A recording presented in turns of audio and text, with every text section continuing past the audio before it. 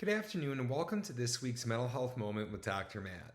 When we speak to the stigma surrounding mental health and addictive disorders, it's important to note that there are some conditions and populations that are more stigmatized than others. In this case, I would like to focus on homelessness. Homelessness is a global phenomenon that crosses all demographic and cultural boundaries. That is, anyone may become homeless at any time. Although we do recognize that there are some factors that may contribute toward homelessness more so than others. According to the U.S. Department of Housing and Urban Development, HUD, around 582,000 Americans experienced homelessness in 2022, which is about 18 per 10,000 people. Further, we see that there is an estimated 20 to 25% of the homeless population in the United States that suffers from serious mental health issues as compared to only 4 to 6% of the general population.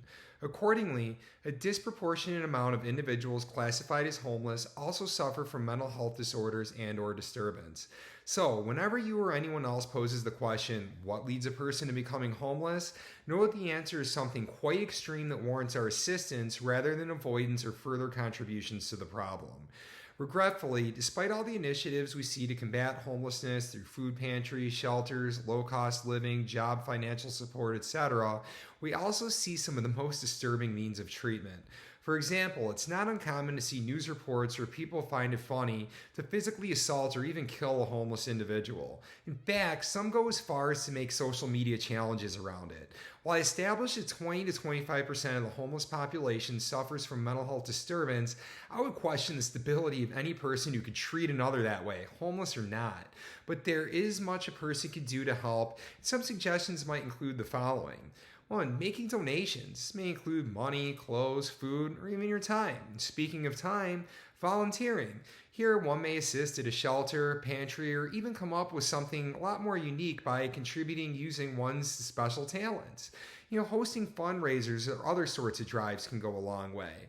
When you do encounter somebody who's homeless, don't ignore the individual. If you don't have money to donate, you could always donate food, or you could help connect the individuals to various resources.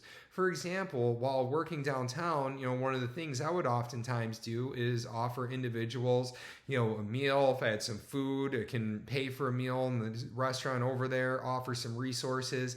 Oftentimes that was very well received with grace, sometimes not so much, but again, I knew I was doing something to be able to contribute to a positive cause. And also, it's important to set good examples by what you say and do. Advocate for the homeless population rather than put them down. When people become aware that you're not going to accept or tolerate ignorance, many will adjust.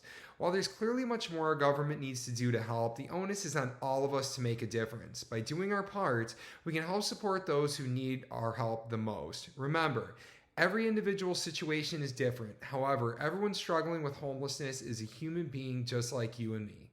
Thank you.